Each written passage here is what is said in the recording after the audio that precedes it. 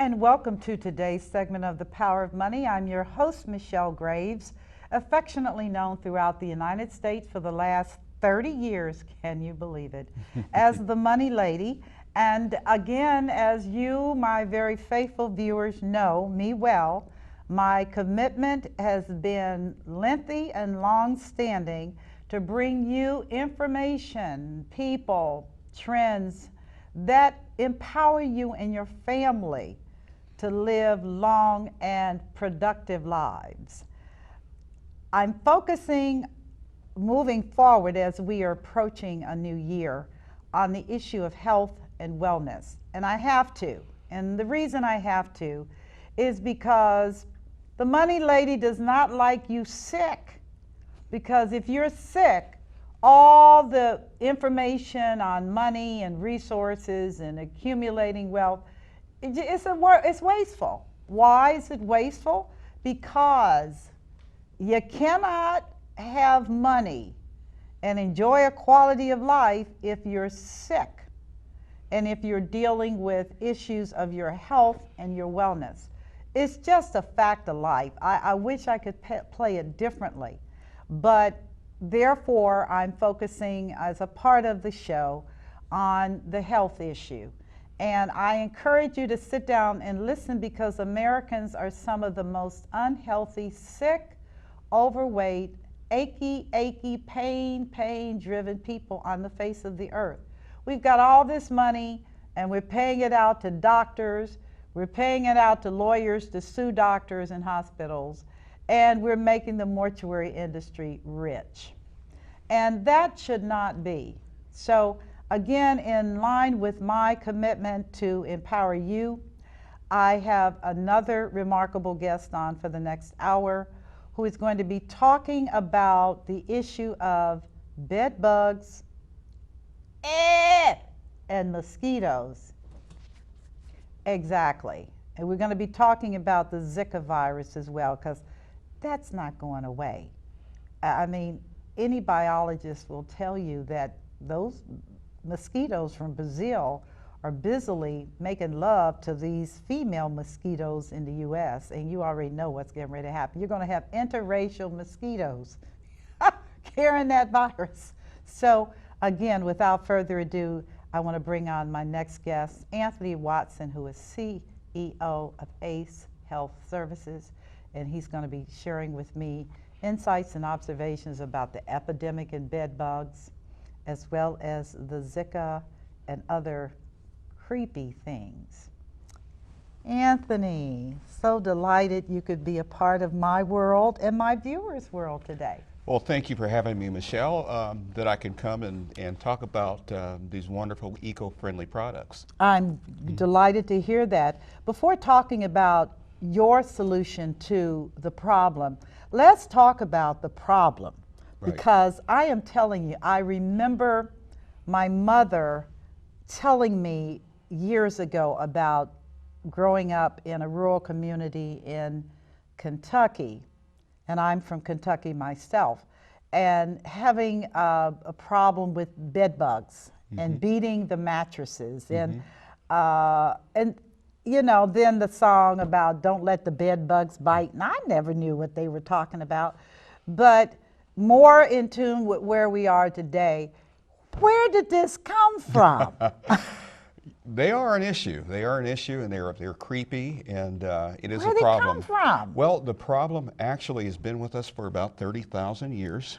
30,000 years? Absolutely. It's been with us for about 30,000 years. So let me go back. Okay, I'm listening. When man was a hunter-gatherer, many thousands of years ago, as I said, 30,000 years ago, the bed bug actually had wings.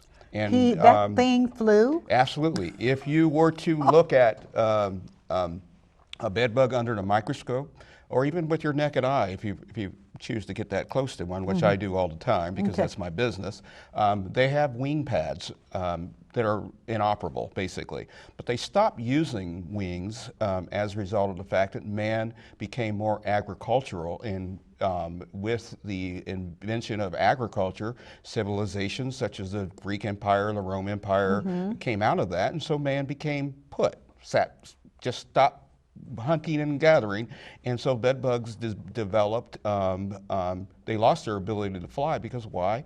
It was took them less energy to just burrow into man's furnishing, including their skin. Men were probably, or people were probably using fur from animals. But that allowed them to be able to hunt man easier or live off of, that was their main diet.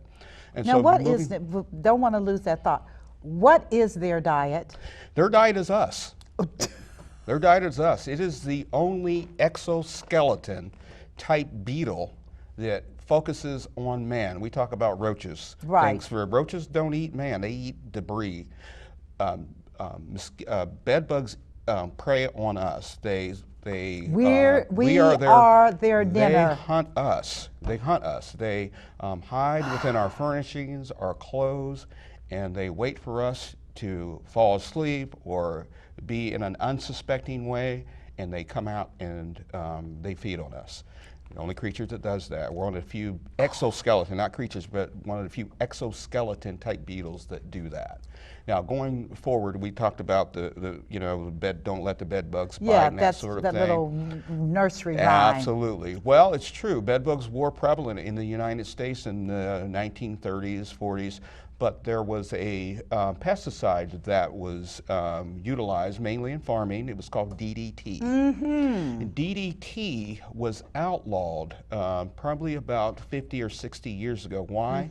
Because it was known, or it was tested, and they found that it was a carcinogenic. Cause cancer. Absolutely. And so that was abolished in the United States. And because of that, bed bugs were all but eradicated because of that. Okay. But when that was basically taken off of the EPA's list for products that we can use in the United States, we got a resurgence of bed bugs that we see today. And so that's where we're at. So we thought we were doing well, which I agree, DDT was major in terms of crops. Absolutely. But one of the I guess one of the negatives was these beetles resurged. Absolutely. There always is a cause and effect of anything that we do in life, and that was one of the causes. That was one of the effects of not being able to use this particular type of pesticide. Okay, understand.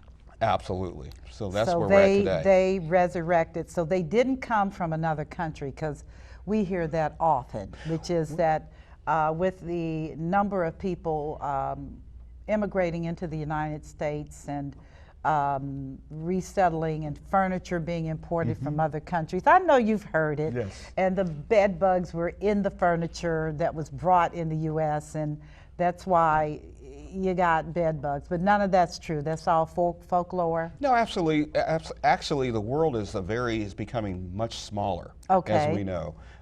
People are traveling like they never have that's true. in history, and so as a result of that, you have this creature, which, as I said, hunts man, and it does it in a very sportsman-like way, I guess. It jumps in our bags and our clothing when we're traveling, going to hotels. As you know, hotels are all over the world. And so they travel with us.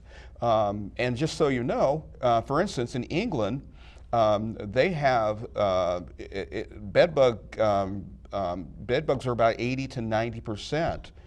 In terms of how often they're people have them compared to the United States, we're only in around 10%.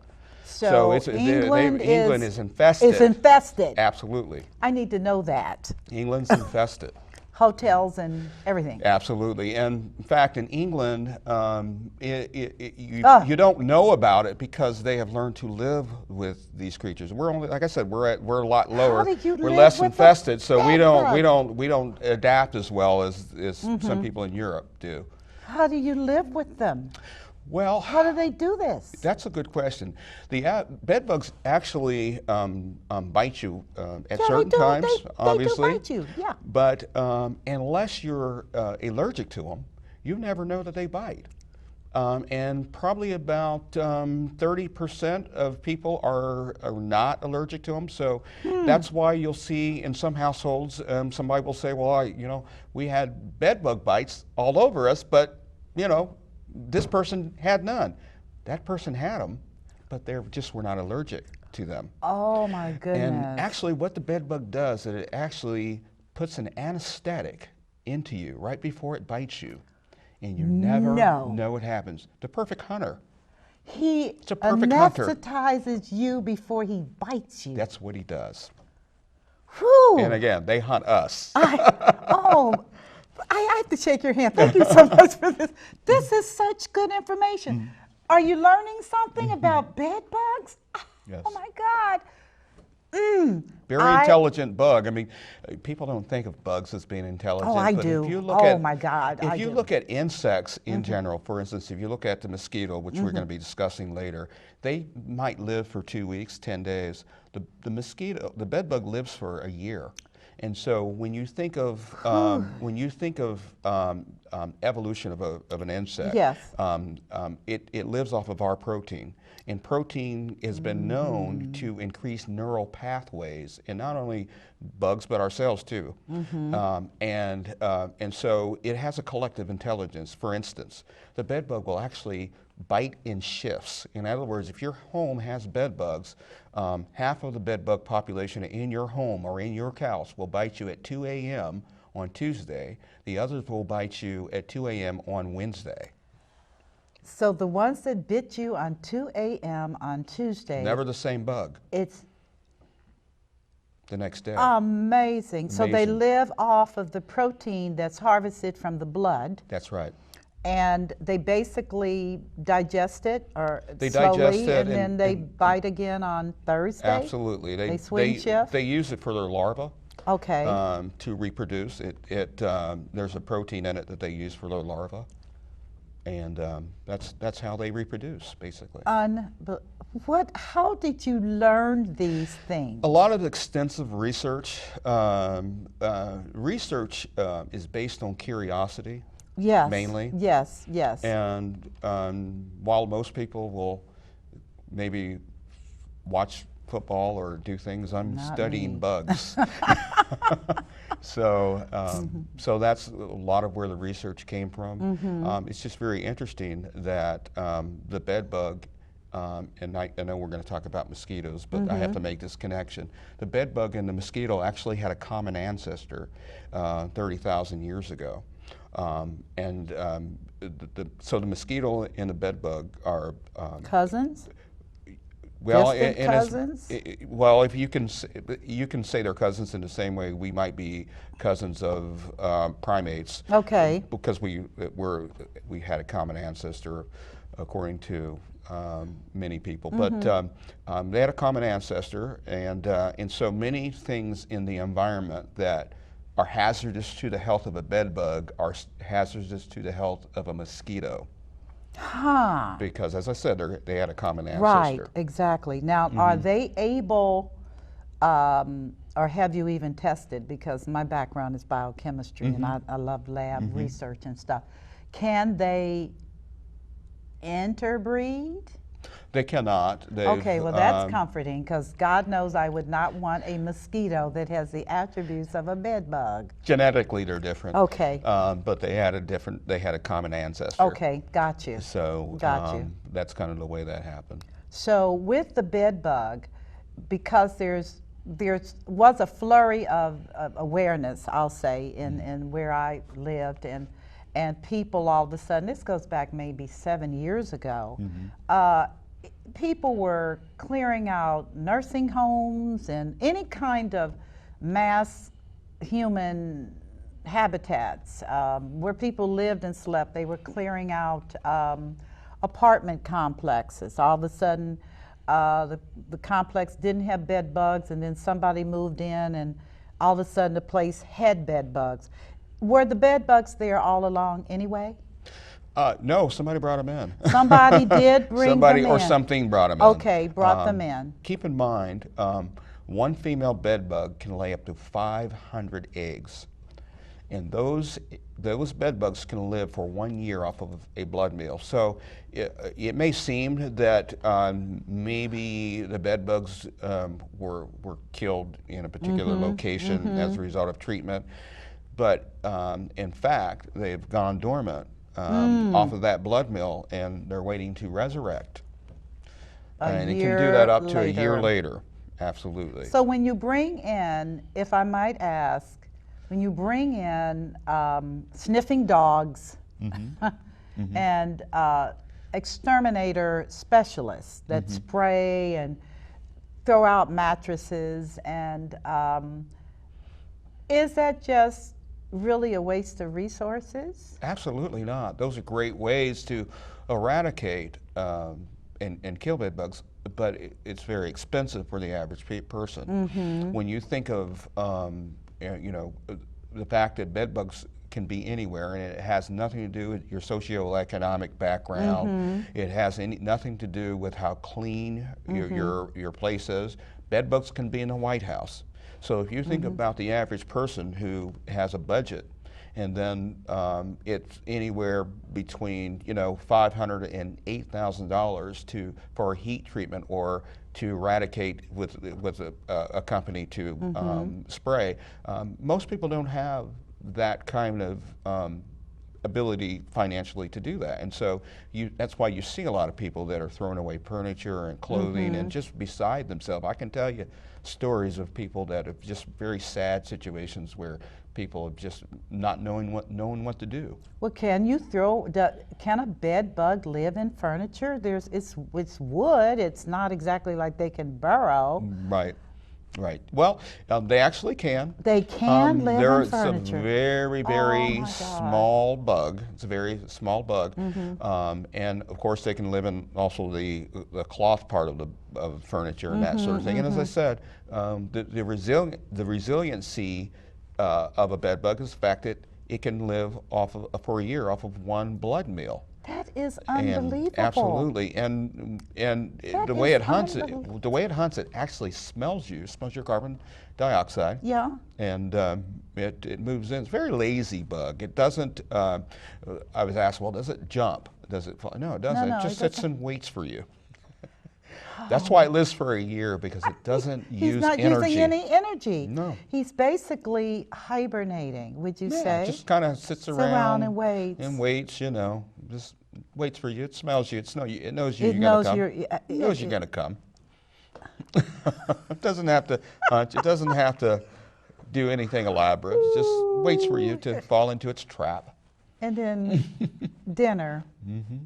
Amazing. And you never know it hit, because it gives you an anesthetic ahead of time.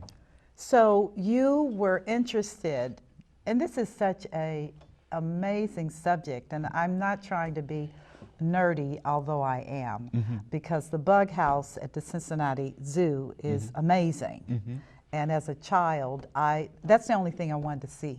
I would stay in the bug house all day because bugs were fascinating to me in terms of their ability to survive and their intellect, because they're not stupid. No. At all. No. They're very focused. Absolutely. Very focused. That's right. But not stupid. But I never was predisposed to even look at bed bugs. So what got you into this? Well, it's a very good question. I was in the Air Force. Okay. In the Air Force, the National Guards, stationed in Springfield. And during the second Desert Storm, I was in charge of training troops to go over to the second Desert Storm, because we were sending National Guards men first and reserve, because it's easier to do that. And so we would go to different bases to train, and sometimes they would have bed bugs, and we would be concerned. Military. Absolutely. And we'd be concerned about bringing those back to not only our base but home. And so we developed a rudimentary spray that was designed not so much to go in and eradicate huge bases and facilities with bed bugs, but to protect ourselves. In other words, it was designed to spray on our clothing, and when you go into a bed bug infested place, the bed bugs would not smelly as they have a very keen sense of smell, Okay. carbon dioxide. Okay. And they wouldn't be attracted to you. Remember, they hunt you based on your scent. Scent, And yes. so this corner sort of forms a barrier around you in the same way that a skunk forms a barrier around itself so that you don't hunt it. A skunk is very good meat, but why don't we mess with a skunk? Well, that's the same reason. That's the same kind of analogy that you would use with this particular spray. And then you would spray it when you leave, and not only does it kill the bed bug on contact in case some of them get on you, but it also repels them away and also kills their larvae. Kills their larvae kills too. their larvae. So it had a military purpose initially.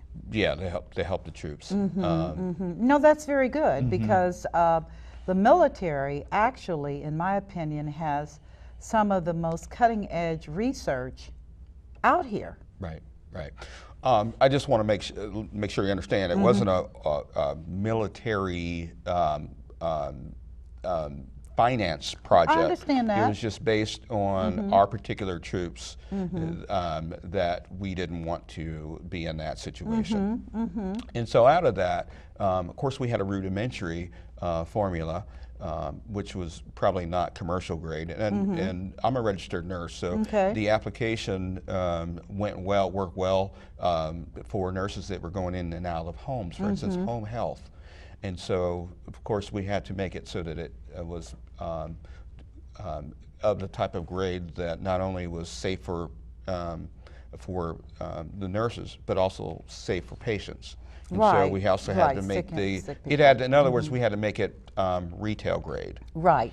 So that's what we've been doing for the last few years, is just making it to bringing it to a place where it could be used for retail and also throughout the industry, healthcare mainly, but other industries as well. Oh, I can police see officer, crossover. firemen. Yeah, I mean, I can see potential in most industries absolutely. because those little critters. I mean, hotel, motel, the hospitality industry. I mean, do they hover in restaurants?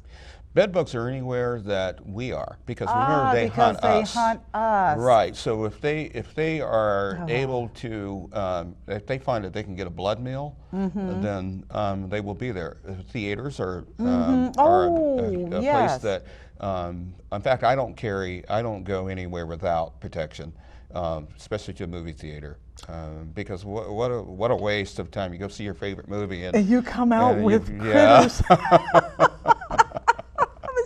I was just thinking, and not to give you a plug, but I have 2 of your formulas, and I didn't know the use, but I know that I went to a very high-end home, a friend of mine in New York City, and I was bitten throughout the night, and I'm saying to my subconscious, I cannot be getting bitten in this woman's gorgeous home. And those things were tearing me up. So when I woke up the next, I'd never ever had a bed bug bite, but they sting. And I was covered with them. And I did not go back the second night. I told her, that's okay, I need some other friends to visit, and it's been wonderful. But as a result, I've always been antennas up on hotels and bring my own sheets. Right. I'm serious. I bring my own sheets to hotels because I don't know what the heck is going to happen. Not that it matters. I guess they can go through my sheets too. I mean, the fact that I have... They're hunting you. They're hunting me. So... So I if they, whatever stuff. it takes to hunt you, they'll do. They'll do. Right, exactly. They're hunting you. They're hunting me. They're hunting because, you. And the only way they can find you is because we do emit CO2, carbon dioxide. Absolutely. All humans do. Absolutely. Animals do too. Absolutely. Do they eat animals too? They're not. Animals aren't their main diet, and there's several reasons for that. They don't want to have to work through the fur. Oh God, that's fur. one thing. The other thing, if you think of an animal, it's more of kind of animals more like we were 30,000 years ago, hunter-gatherers, where they have to be, they don't really fit into the realm of how a bedbug hunts, in other words. Because they're moving around. Right. And we're not. We're not. Got it. My goodness. But I was just wanted to tell you that I've been using your spray. And I just cover myself, you know, and because those are the most horrible things. And now that you've told me that they are predatory. Right. They're not passive. Absolutely. They're predatory. Absolutely. And Michelle, I'd like to add one thing. Yeah. With the Zika virus and the mosquito, there's a lot have been said about how deadly the mosquito is, and it is true. The mosquito is the most deadly creature on this earth. We're going to talk about that in a minute. When you look at continue. malaria and some of the other diseases that has caused, there's no other creature has caused as much death and devastation as the mosquito. Now, we look at bed bugs. Bed bugs, as I mentioned, had a common ancestor. Okay. We don't think of the bed bug as causing disease. And again, I like to preface this by saying there's really no evidence out there, but just from a common sense standpoint, you have to wonder whether or not, and I think there has been studies out there to show, not large studies to show that bed bugs had a propensity to cause disease. So I would think intuitively at the point you have a bug who is laid anywhere, piercing your skin. He's penetrating that epidermal layer, piercing your skin, sucking out blood, which means he has to and he's anesthetizing you, then he sucks blood.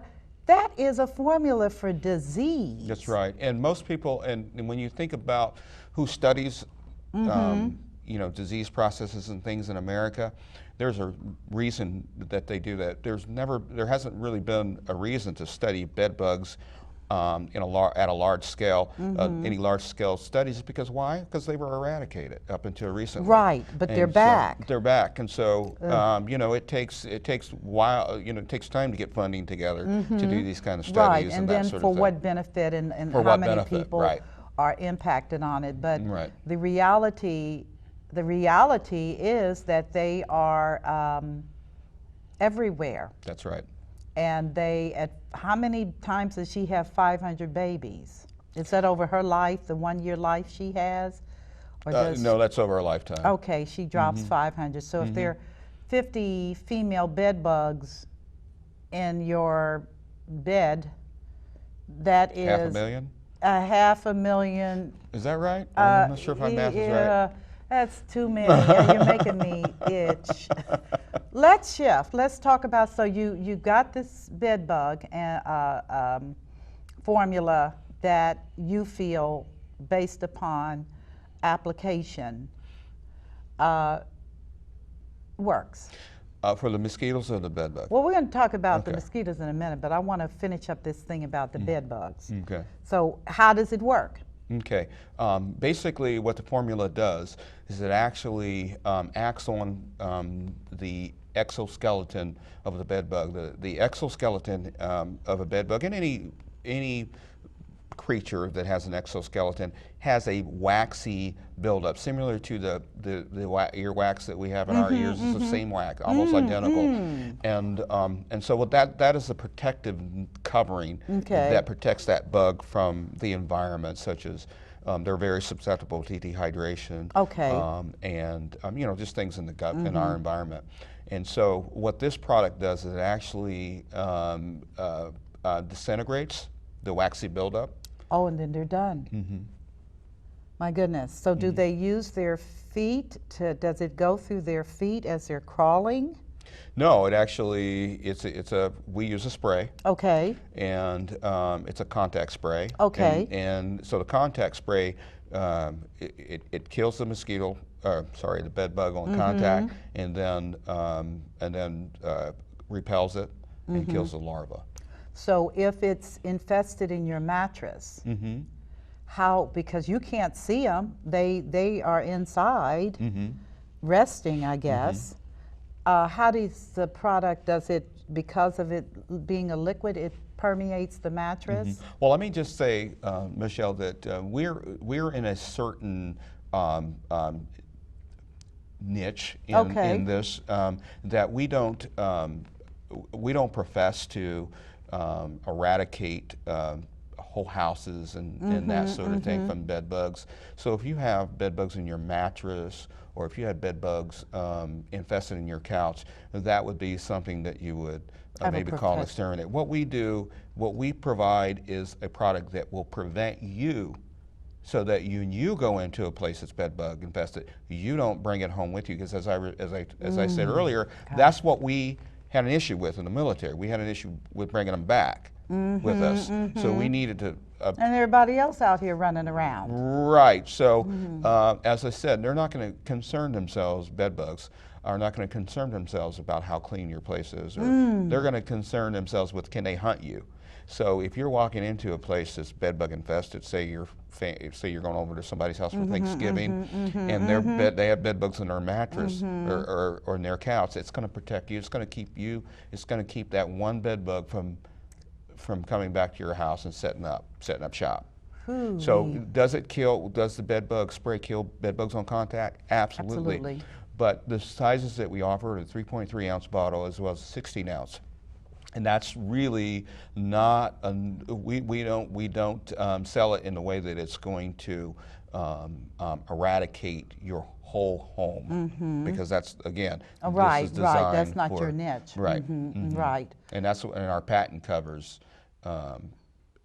protection of you. Okay. And it's eco-friendly as a result of that. That's the whole reason why it's eco-friendly. It is eco-friendly, it is so there are eco-friendly. no toxic chemicals There's no in toxic the formulation? chemicals. No. That's excellent, excellent. Right. So no allergic reactions from your trials? No, we use all natural chemicals. And again, there are many chemicals in our environment that are safe for us and are deadly for smaller creatures. Everything, and you know this as a biology person, that everything is dose dependent. Yes, it is. So in other words, if you can't take the same dose of Tylenol, say, as a child could, I mean, or a child couldn't take the same dose as you could. So everything is dose. So imagine shrinking something to this, 1,000 times our size. You can take chemicals that we use every day, and it would be deadly for a creature that size. So it's eco-friendly for us, but deadly for them. Okay, well that's fine. I'm not too worried about their world, because they surely aren't concerned about mine. Right. So that is so. So let me see. I know that you didn't. I'm not endorsing, but I want you to at least pull up that bed bug thing. Okay. Yeah, this thing here. Yeah. Right. This is what. Now, was I right to just spray it on me? Yes. What you would do, Michelle, is you spray it on yourself. Paying attention to where you're going to be walking, for instance, your shoes, and just all over. And it's going to form a barrier of protection around you. Okay. Do I have to spray it on my clothing or on me? On your clothing. Okay, on not your clothing. me. Not me, not you, your clothing. It's it's going to form a disgusting. barrier of protection around you. And then when you go into a place, it's going to repel them. And then when you leave, you're going to spray it on yourself again. And you're also, for instance, if you carry your purse with you, you're going to carry that with you. You're going to spray your purse as well. Your if you purse set it down, as well? Yeah, because you don't want, they're going to burrow in your purse as well. So you keep that with you. Excuse me, you're going to keep that with you. And anywhere you go, I you'll carry be bed this bug with free me. wherever you go. I carry it. We'll put that back, and let's shift back to. I did not know about spraying my purse, and I actually sprayed me.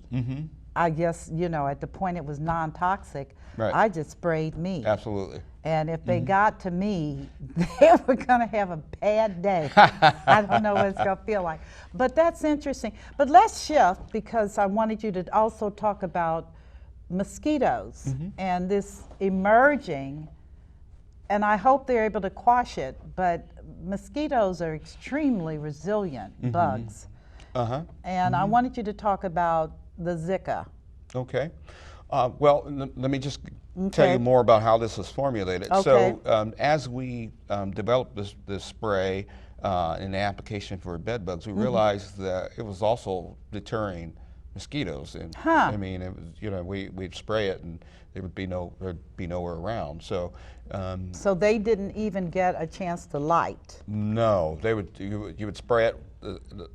Spray it on yourself or spray it around, and you would never see them anymore. So we did more research to find out why this was happening. Okay. And so then we came up with the mosquito spray as well, mosquito eliminator, formulated in the same way, except it has one key ingredient in it that is used to actually the main thing it does is it kills the larva of the mosquito. And when we talk about the Aedes aegypti, which is the mosquito that causes that's responsible for the Zika spread of the Zika virus.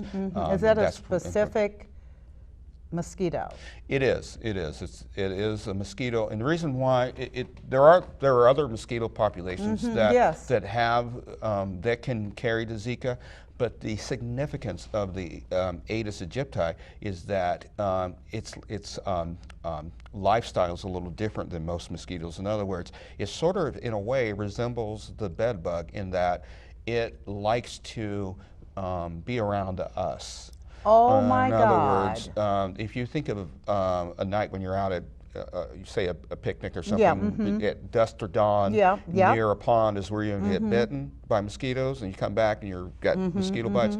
Well, the Aedes aegypti tends to come in homes, and it can set up shop in very small,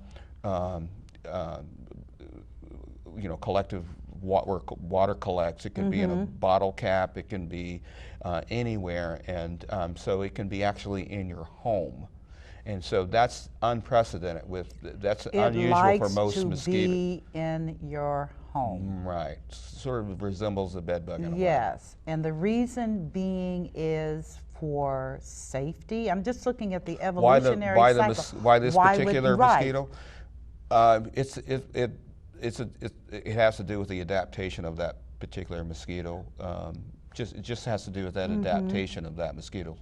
But we don't know exactly why. We do know that particular mosquito likes to be around us.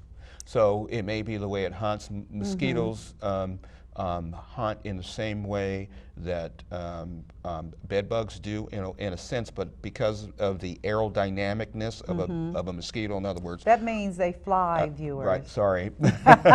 Because they're very aerodynamic. Scientists, we cannot be talking like this. They fly, people. They like to be around you, okay? Right, they have a very aerodynamic nature. Their body style is very aerodynamic. They go by heat sensor as much as carbon dioxide.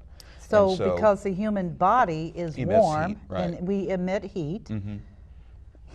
Right. So so that's where we're at with that. And so the product that we developed not only repels, it protects you in three ways.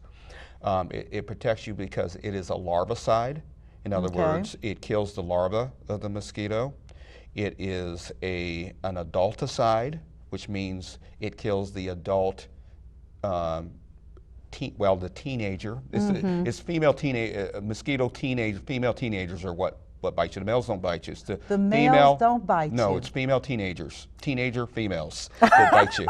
It's those little millennials that bite you. Those are the ones that cause. And the males are like, whatever. They're like, whatever. They're like, go ahead, bite. It's the teenager females.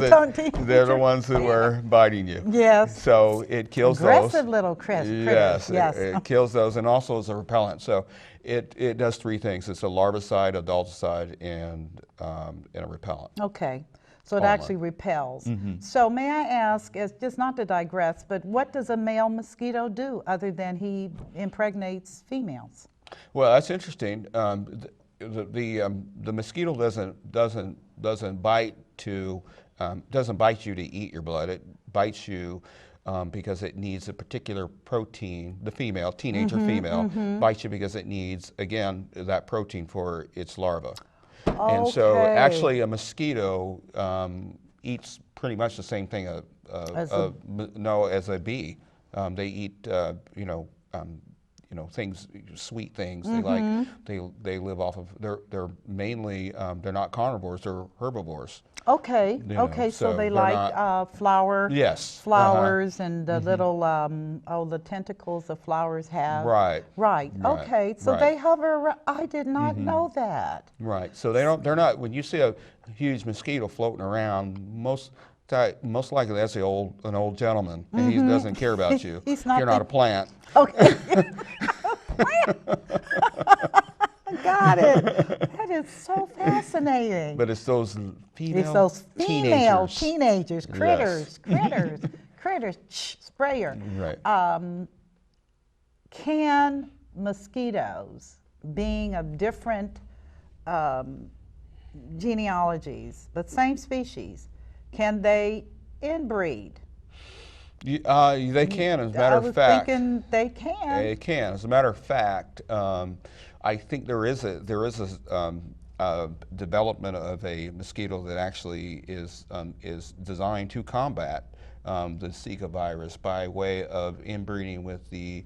They've genetically created a mosquito to inbreed with Aedes aegypti and render it impotent, infertile. Right. Yeah.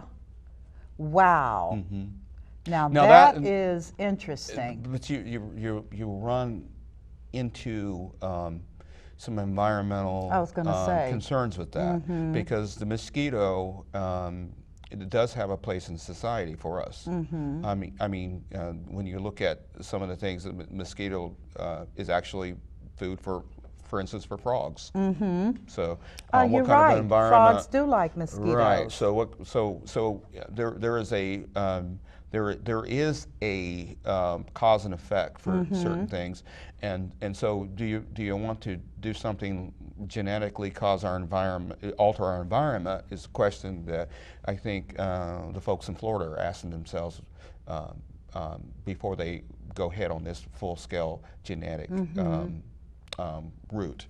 Well, I think you bring an excellent observation, and it just seems to me because as a naturalist and an herbalist and a biochemist, I'm sensitive to balance, and we've tinkered too much without an understanding. Science gone crazy, but I think most scientists are incredibly responsible people and don't want to create imbalance. But where did this mosquito come from, and why are we just finding this out? Right. Well, let me just talk about the lifestyle of a mosquito. Okay. Most mosquitoes live between 10 days and 2 weeks. Oh, that's fast. And they usually don't ever go more than 1.5 miles from their nesting place. Okay. So when you think about the question of where they come from, they are not indigenous to North America. Okay. They're more indigenous to South America, and so that is one of the reasons why that has health officials from the CDC perplexed, because this mosquito doesn't generally travel very far from its nesting place, and so for a while that's why the CDC was telling us that we don't have to worry about it too much in the United States, because what we have to worry more about is the mosquito infecting a human, and that human traveling to North America and bringing it and that still remains to be a problem. But because the mosquito, as I said, the Aedes aegypti is sort of like the bed bug. You know, Oh yeah, he's it laid stays back. with you. It stays with us, and so that is something that I think the CDC is not prepared for. And this mosquito is traveling close to people, and because he likes it. yeah, and he's traveling in whatever, and that's how they're coming to North America. This is perplexing to me because, again, this particular mosquito has been in South America, and I have to conclude for thousands of years. Absolutely. So why is it now receiving preeminence? I mean, it's always been there. Again, the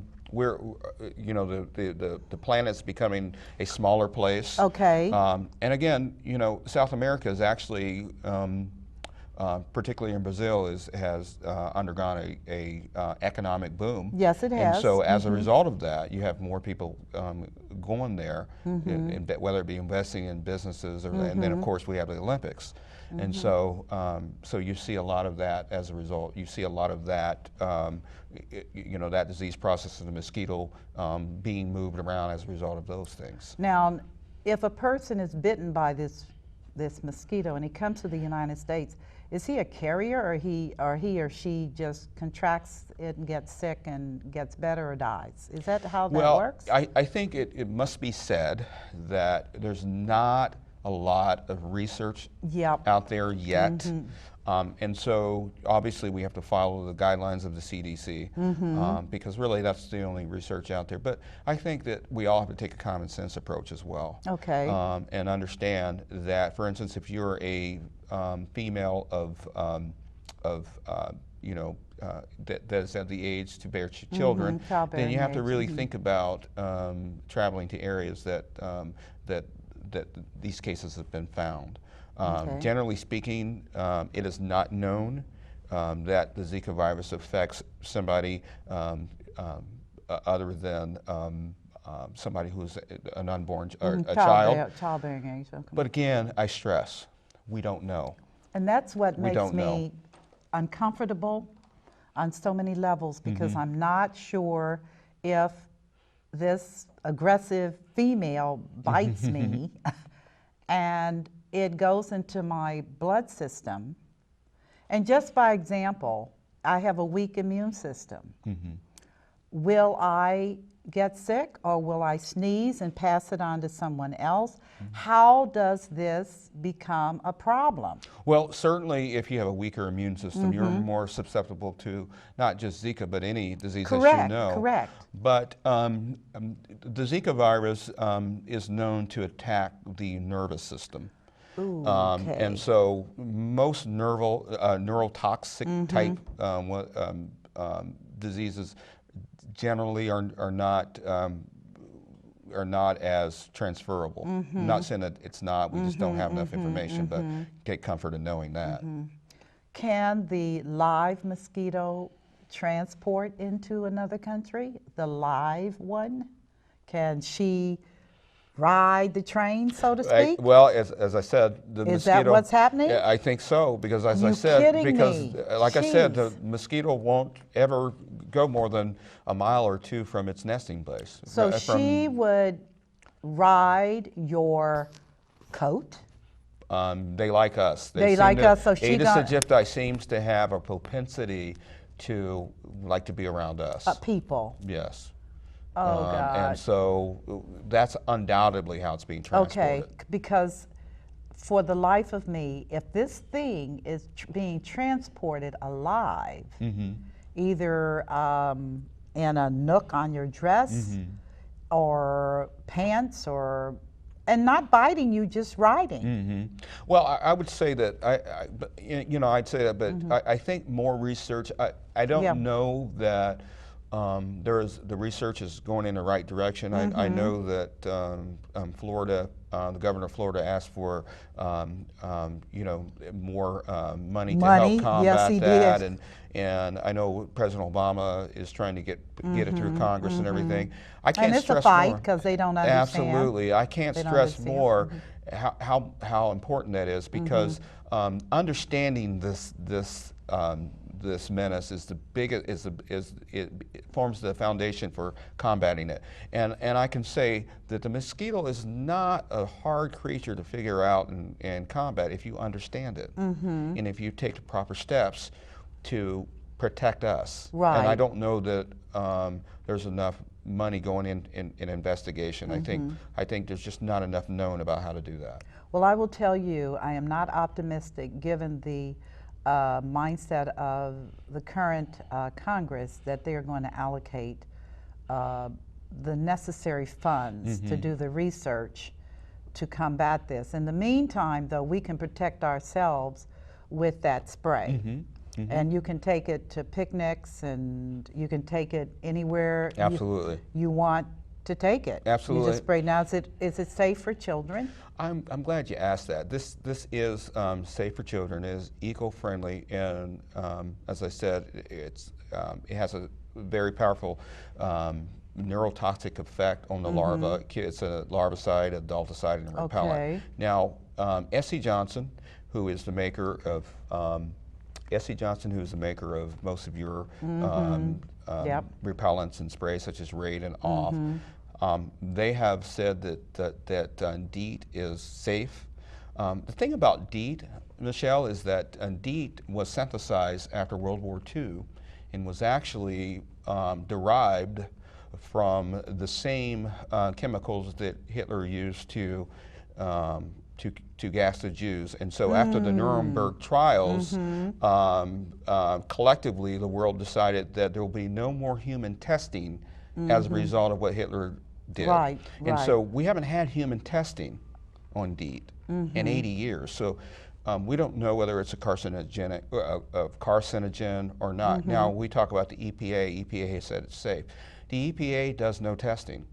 Oh, God. So how do they validate? Well, because the EPA tests based on a problem. Okay. So in other words, if nobody complains about anything, the EPA is not going to do anything. Okay. They take care of, they sort of put out fires. Okay. When there's a problem, they come and put out the fire. But they don't do testing prior to putting something on the market. S.C. Johnson, who is the maker of Off and Raid, are the only ones doing the testing. So think about this. Well, you have the company who has a vested interest in making sure that this product stays on the market. Right. Why would they test it? And so recently, S.C. Johnson sued the EPA. Because they sued the EPA because the EPA is going back into the fact that they want independent human testing now. Which is right. That's what's right for us. That is proper. But S.C. Johnson has sued them because they said that human testing would cause undue hardship on their company and it would cause them to reveal their ingredients and that sort of thing. Which are killing us and our children. So I want people to keep that in mind when you're thinking of DEET.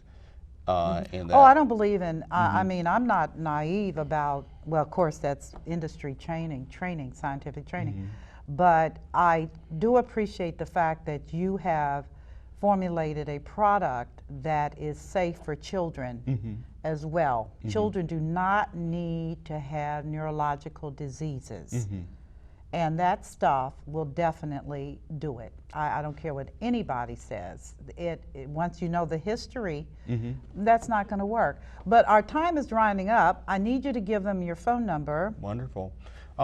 My number is 1-866-891-5338. That's 1-866-891-5338. Website is acehealthyproducts.com.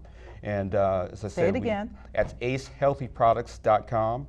And we have the 3.3 ounce bottle, as I said, as well as the 16 ounce. Okay. The 3.3 ounce bottle fits FAA guidelines. And we're speaking to the bed bug as well as the mosquito. And so you can carry it on a plane. Because I'm going to take some to Florida. You can take it on a cruise with you.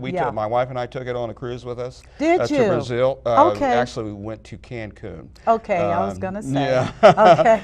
So, we don't want to get into cruise ships. I'm just wondering what that's about. But that's okay. This is great. Well, I'm going to, you can't zoom in on me. I want to wrap up today's segment of The Power of Money, where my guest was Mr. Watson, who is the CEO of a eco-friendly company that specializes in bed bugs and mosquitoes. And my God, you now know that bed bugs are predatory and that they're looking for you. And that young teenager females, and all of us who've raised girls know this is the truth. They are predatory and looking for you too. So I encourage you to give him a call. I'm serious. I'm not doing a paid endorsement. I'm just telling you I got the products, and like a lot of stuff I get, I said, I'll see. But it worked. It did. And so, which is why I invited him to come on to the show. Again, it's all about health, It's about information. It's about being empowered for you and your family to get through these difficult times. And of course, 30,000 years these critters have been running around, but now they've zoomed in on us. So you need to take care of yourself, take care of your loved ones, kiss those children. As always, I wish you peace, I send you love, and I pray for your joy. God bless you. I'll see you next time. I'm Michelle Graves. You take care.